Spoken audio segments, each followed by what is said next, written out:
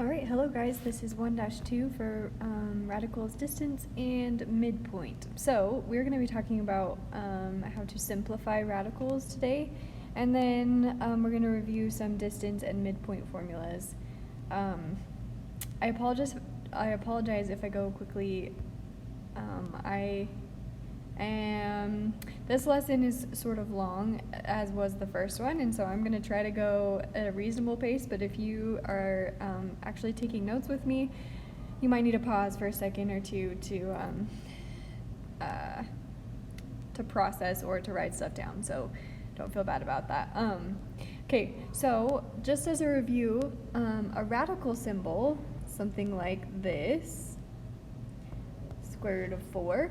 What that means is that we're taking 4 and we're splitting it into two pieces multiplicatively, right? So those two pieces need to multiply back together to be what we're getting inside of what we have inside the square root.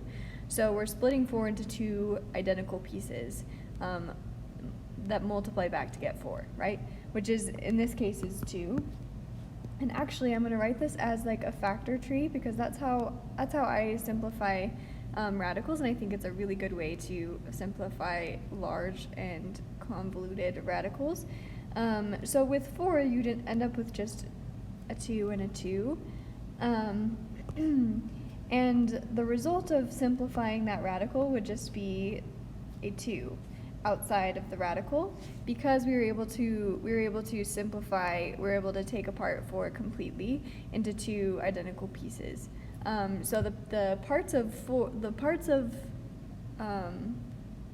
the broken down number that have a pair or have a partner that's the same, that's the part that you can take out of the radical. Because some radicals aren't going to break down completely. There's not going to be just a nice number at the very end. There could still be some things inside of the radical. And so that's how that works. If there's a pair of numbers, then those can be pulled out of the radical, and all the numbers with just that are lonely numbers, or they don't have an identical partner anywhere in your tree, then you have to leave those inside of the radical. So we're going to try this with 2100. And I want to emphasize that you can break down numbers many different ways, and so the order in which I do this is not necessarily like the only right way to do it. You could break this apart lots of different ways. And just to clarify, what we're doing when we're making a factor tree is as we're trying to like break down that number into its smallest pieces, which means the smallest prime numbers that you can get. Essentially, you have to stop when a number can't be broken down anymore. So 2100 is the product of 21 and 100, and so I'm going to break it down that way because, actually I need to switch those. 100 needs to be on the top just because of the way my notebook's set up. That's not actually important in ever really when you're making your own factoring tree. I'm going to run out of space if I do it differently. So 21 and 100 make, let me use my pointer, 21 and 100 make 2100 multiplied together. So we're going to just continue to break these numbers down until we have the smallest pieces. So 21 is 3 and 7, and that's as far as we can go because neither 3 or 7 can be broken down any further. There's no way that you can multiply two numbers to get 7 unless it's 7 times 1, right? So that's as far as we can go on that one. And then 100 is 10 times 10, and both of those 10s can be broken down to 2 and 5. So we're left with, let me get a different color here. We are left with 2, 5, 2, 5, 7, and 3. And let me tell you, the most common mistake that I see with these is accidentally leaving out parts of the, like you need to include every number that you ended with on a branch of the tree. So it's kind of easy to like leave off this 7 perhaps because it looks like it's in the middle of the tree, but it's the end of its own branch, so we need that 7. So be careful to keep track of all of the ends of your branches. because what we just did is we broke 2100 into its smallest parts. So 2 times 5 times 2 times 5 times 7 times 3 will make 2100. And now what we're doing is we're looking for pairs of numbers that are the same. So I'm seeing 2 and 2 and 5 and 5, and 7 and 3 they don't have pairs, they're alone. So here's how we put this all back together. So we have a pair of 2's, so that means a 2 can come out of the radical. We also have a pair of 5's, so that means a 5 can come out of the radical. Everything else stays inside the radical, which means 7 times 3 stays inside the radical. So notice that when on the inside of the radical we had a pair of 2's and a pair of 5's, on the outside of the radical it's just a single 2 and a single 5. Essentially you're just bringing one of those out, because once you take it out of the radical, the reason you could take it out of the radical is because it had a partner, right? And so you only need one of them on the outside of the radical. So this pair of 2's became just a single 2 on the outside, and this pair of 5's becomes a 5. Single 5 on the outside, on the outside. And so the last step in this problem is to multiply everything back together. So 2 times 5 gives us a 10 on the outside, and 7 times 3 is a 21 on the inside, which is where we get this 10 root 21 that we got. Just remember that when you're putting stuff back together, you use times in between your numbers, because that's what we use to break it down. We use division to break it down. So to put it back together, it needs to be multiplied. Don't add stuff back together. So that's our example. I'm going to do a couple of practice problems down here. I didn't do practice problems in the last lesson with you, but I think that there's some specific things that I want you to learn from these questions. So I'm going to do a couple of them. For this first one, it's 180, and what I'm going to do is make a factor tree, and truly there's a lot of different ways you could break this down. I'm going to do 18 and 10 because that's just an obvious one that I'm seeing, because 18 times 10 is 180. 18 is 9 and 2, and 9 is 3 and 3, and 10 is 2 and 5. Again, I'm going quickly, but feel free to pause and make sure you understand where I'm getting those numbers. So we're left with 5, 2, 2, 3, and 3. And so now we're looking for pairs of numbers. There's a pair of 2's and a pair of 3's. And 5 is the only one that has to remain inside of the radical. So we have a 2 on the outside, and a 3, and then a square root 5. I'm going to highlight these just so you can see where I'm getting them, that 3 and that 2.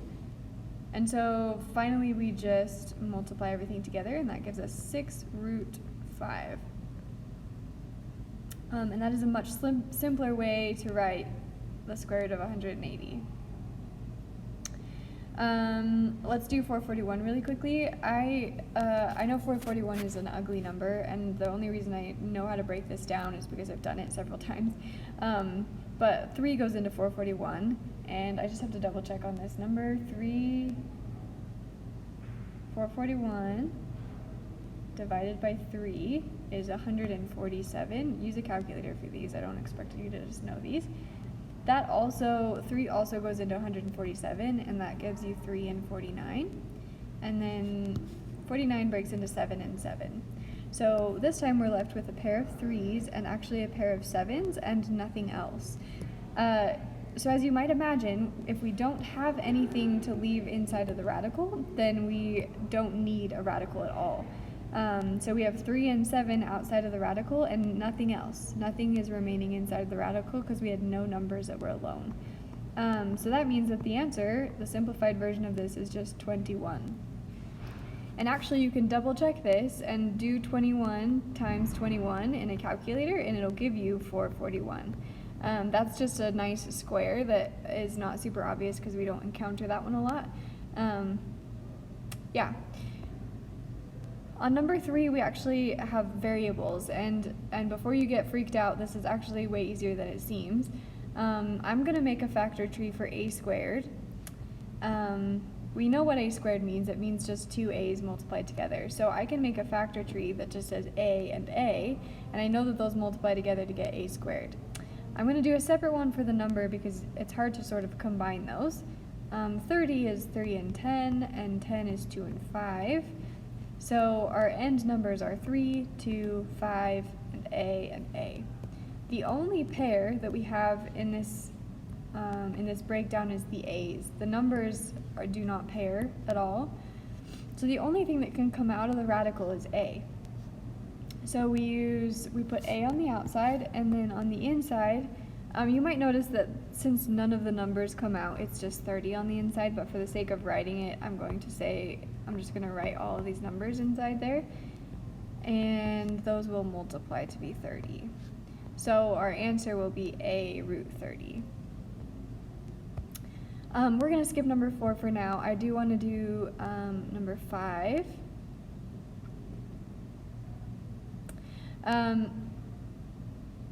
I'm thinking, sorry. Okay, so yeah, let's do number 5.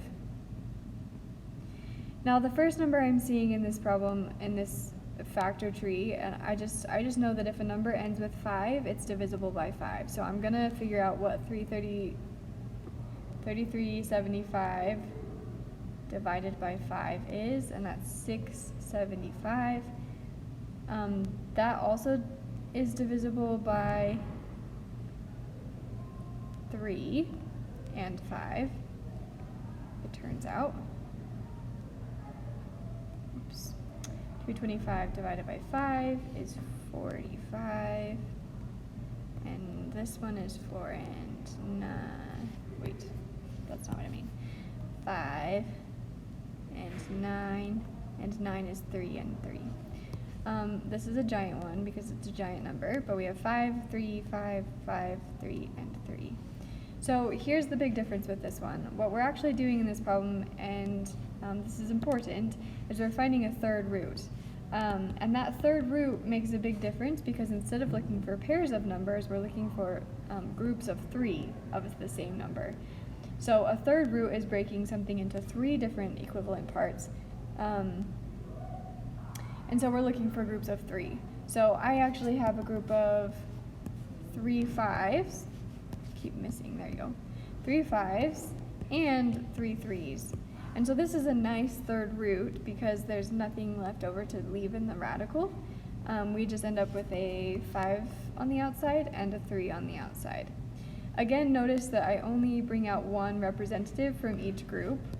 I don't need 3 5s on the outside of the radical, it's just 1 5, which ends up giving you 15. And if you were to try this, you can actually do 5 to the 15 to the third power, and it will give you that giant 3,375 number. So that's just a sort of a check that you can do that verifies that what your answer is the right answer. Number 6, I also want to do this one because it has a big variable component here. This right here, a to the 12th power, we can do a factor tree and say like, okay, a to the 12th power is like a to the 6th power times a to the 6th power, right? Just breaking all those a's into pieces. But I already know because it's a to the 12th that means that there's going to be 12 a's. And so I'm going to sort of skip making the factor tree just because I'm aware of what the ends are going to be. Each of these is going to be the end of a tree if I were to do that. And I know that because it's a to the 12th. There are 12 a's there. So that's sort of a, like, I don't know if it's a shortcut, but it just is I prefer to do variables to break them down that way rather than just do a factor tree because it ends up being a lot less work and it's pretty clear what your branches are going to end up as. On 90, I'm going to do 9 and 10 is 2 and 5, and 9 is 3 and 3. Yikes. 3.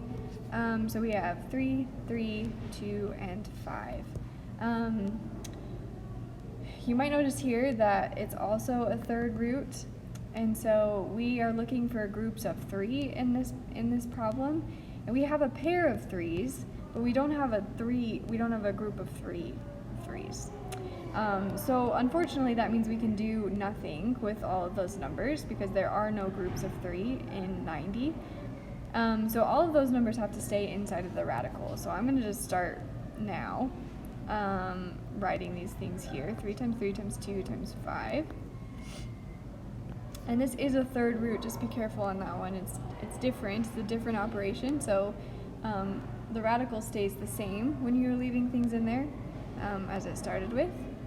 It needs to be, in other words, it needs to be a third root if you're doing a third root problem. And then we come to the A's. So here's what I want you to notice. I have a bunch of groups of 3 here. I have this group of 3, I have this group of 3, I have this group of 3, and then I have this group of 3, right? Which means that I have actually a lot to bring out of the radical for the A's, right? I have one A for the first group, another A for the second group, and then 2 more for those last 2 groups. And let me just highlight those just so you can see what I'm doing. There you go. So I have one A for each of those groups of 3. And I can actually rewrite this bunch of A's multiplied together as A to the 4th power. And then 90 is left on the inside of that radical. So you might also notice, as a side note, that A to the 4th power, like the relationship between 4 and 12, is if you divide 12 by 3, if you divide 12 by 3, you'll get 4. So radicals divide powers. So you don't, I don't necessarily expect you to remember that rule. That wasn't one of our exponent rules, but that's just something to think about, that the radicals divide powers. However, you can always do it just figuring out how many variables there are and finding groups, just like we're doing before. And this is our answer, a to the 4th times the third root of 90. So really quickly, on the subject of radicals, it's really important that you know when you can combine radicals and when you can't. So I'm going to write this above here. You can combine and separate radicals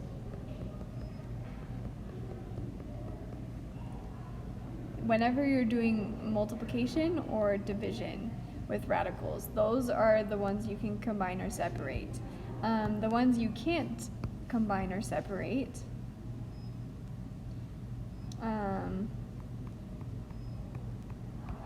is when you're adding or subtracting.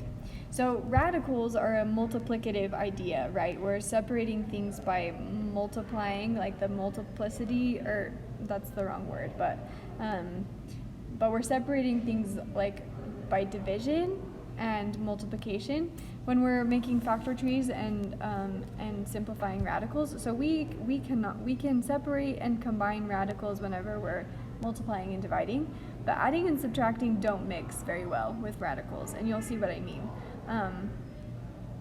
So for this first problem, I'm just going to show you, this is a, I'm trying to find my pen again, there you go.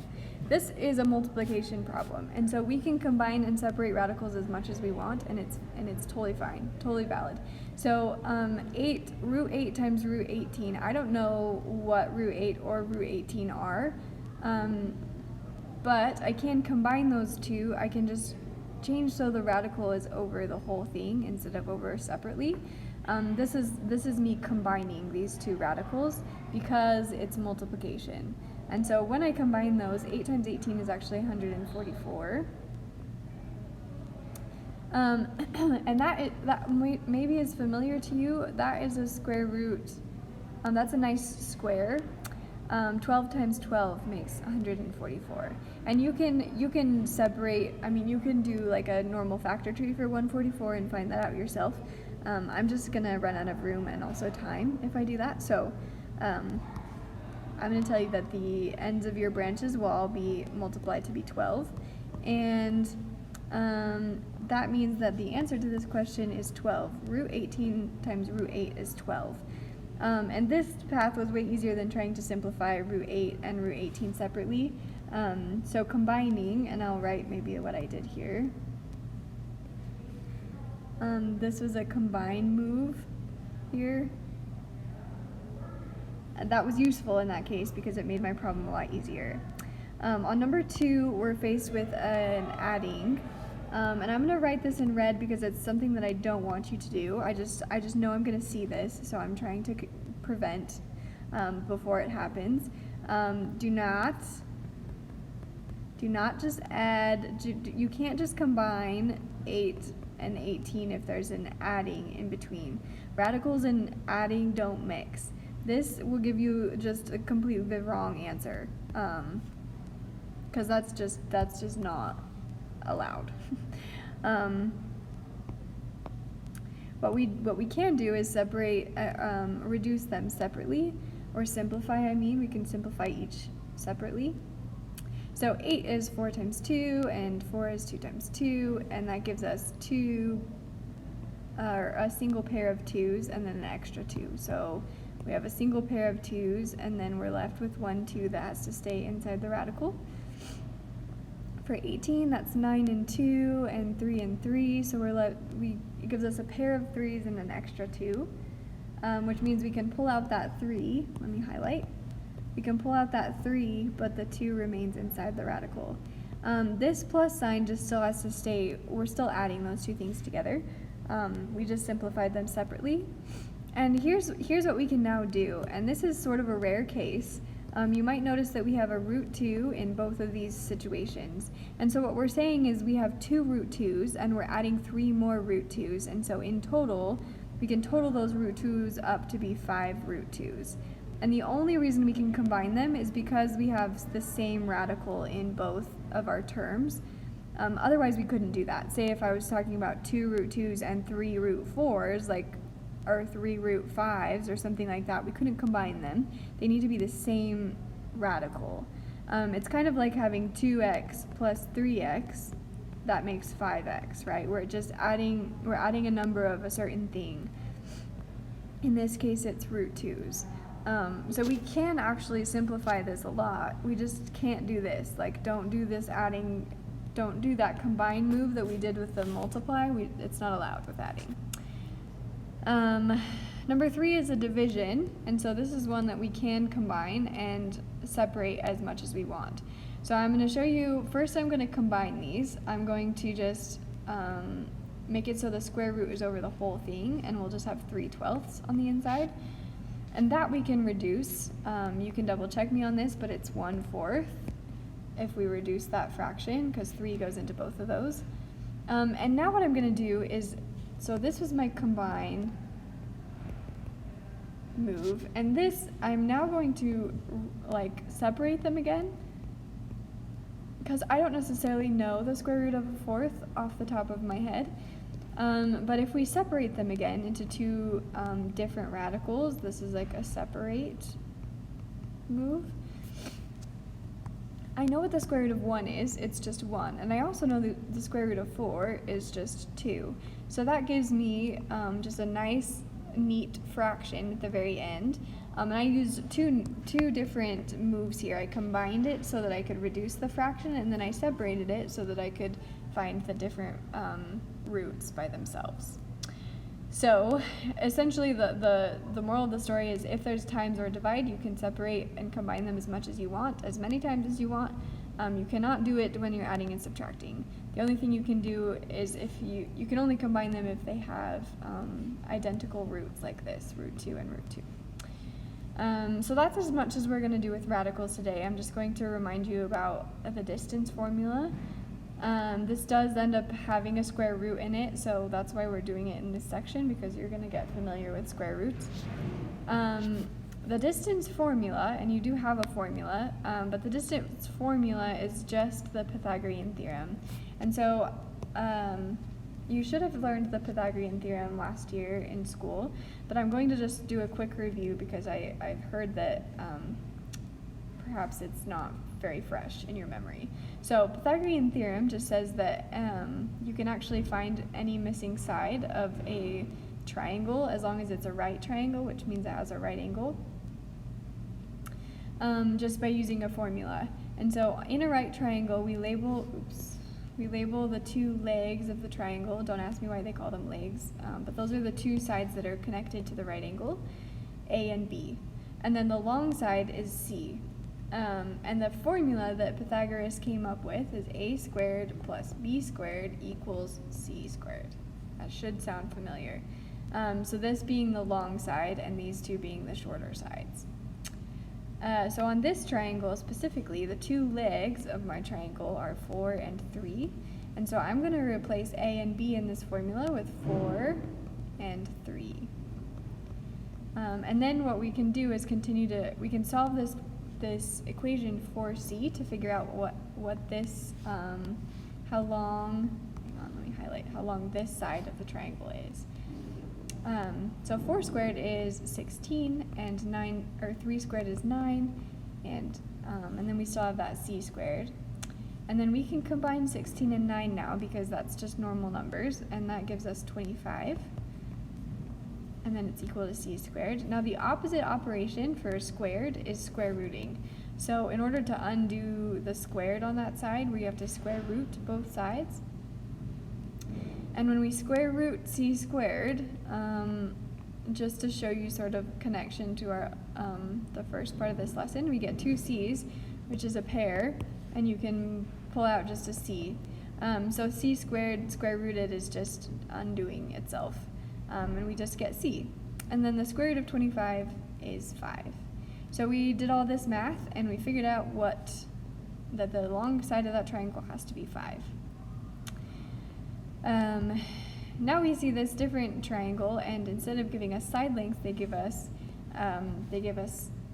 coordinates with x and y.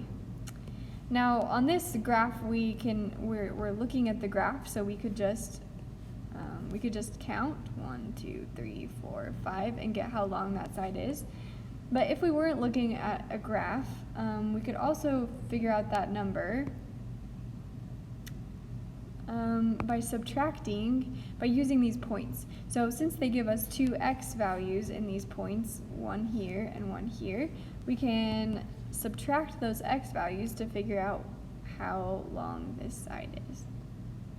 We just need to figure out how far apart 3 and -2 are.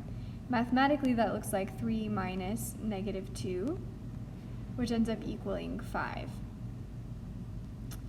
And we can do the same thing for the y's. We can do 5 minus 2, which equals 3. So notice that I am getting positive values for each of these things, and that's important because you can't have negative distance, right? We're trying to find the length of the sides of the triangle, so we can't have negatives. So we now have two sides of the triangle, and I'm just going to use Pythagorean theorem really quickly. C squared is the long side, we don't have that. A and B are 5 and 3, so we're going to do 5 squared plus 3 squared. 5 squared is 25, 3 squared is 9. 25 plus 9 is 34.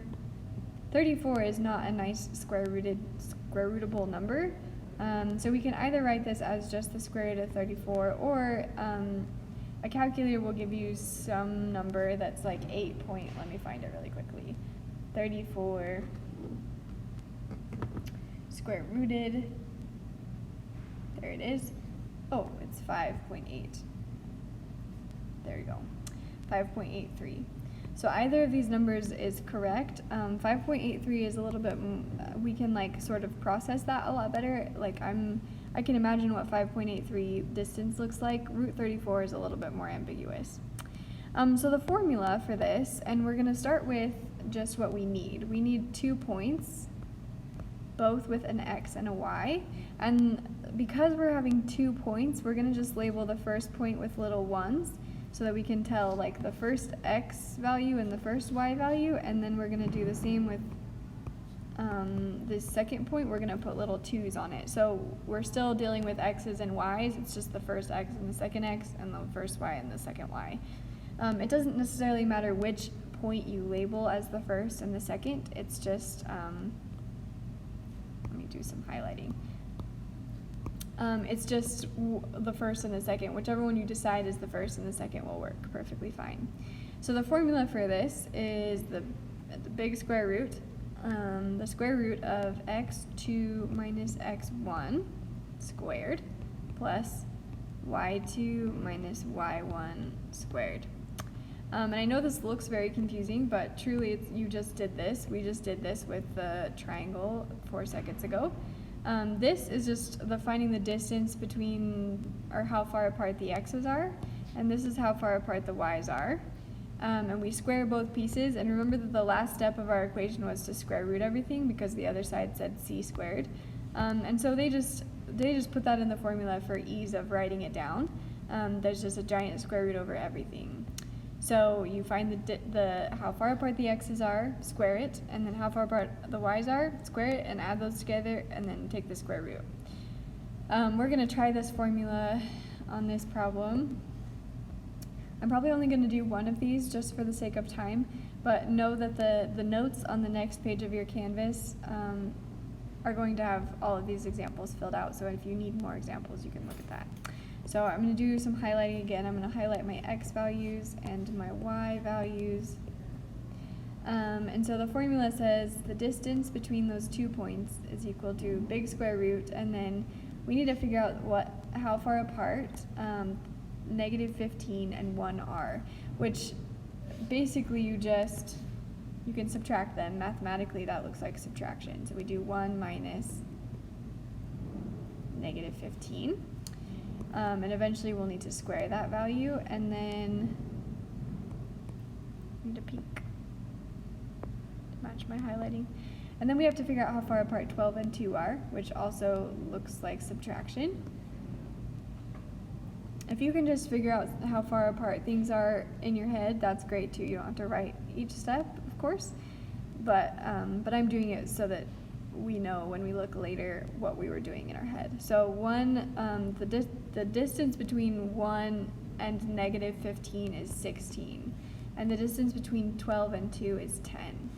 And we square those numbers. And so this you can do in a calculator. You'll square 16, square 10, and then add them together and square root it.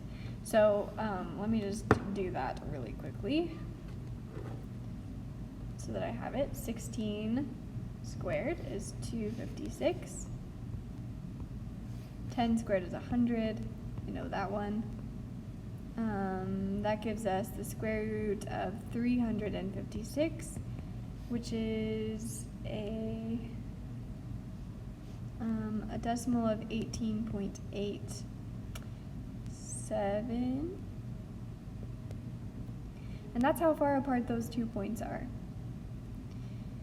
I'm just going to draw a little calculator here just to remind you that in this step it's like perfectly fine to use a calculator.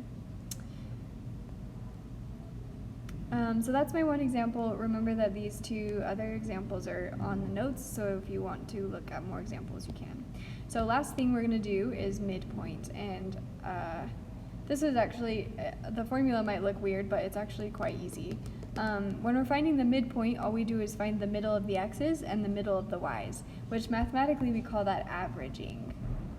When we want to find the middle of two things, we average those two things. So we start out with the same starting point, right? We need 2 points, both with x's and y's, and I'm labeling them with 1s and 2s so that I know where I'm getting them. So here's my first and second x and my first and second y. So those are the 2 points I'm starting with. My goal is to find the midpoint. So what we do is just find the middle of the x's. So here's my x value and here's my x value. And the middle of those two x values is going to give us this blue line. And mathematically, that looks like adding them together and dividing by 2. That's what averaging looks like mathematically. That's what finding the middle looks like. And then we do the same thing for the y's. So my y values are 5 and 1, and those will give us this value here that's in the middle. So we add the y's together, do the same thing, add them together, divide by 2. And so each of these things is just finding the middle of the x's and the middle of the y's. And that's your point. That is your midpoint. So I will do this example for you. We are adding together the x's. Let's highlight. Here's the x, here's the y. Negative 15 plus 1 divided by 2, and 2 plus 12 divided by 2. This is our point. This is the x, this is the y of our point, and this is our x of the point. Negative 15 plus 1 is negative 14. Oops. Negative 14 divided by 2, that's negative 7. And then this gives us positive 14, 12 plus 2, which we divide by 2 and get 7. And this is our point. So our x and y values, so our x is negative 7 and our y is positive 7. That just happens to be the case in this one. It's definitely not always. I'll do one more of these, and I'll let you find this example on the notes. So our x's, am I highlighting the same? X's and y's. We add the x's together and divide by 2, and then we add the y's together and divide by 2. X's, y's. Negative 1 plus 5 is negative 4 over 2 is negative 2. Sometimes it's easier to do one at a time. And then negative 1 plus 6 is 5 over 2. This is a good example that not all of them will give you nice numbers. 5 divided by 2 is 2.5, which you can write as 2.45 or just 5 halves. So either way works. But this is going to be the midpoint between those negative 1, and 5 and 6. So those are my examples for you today. So let me know if you have any questions.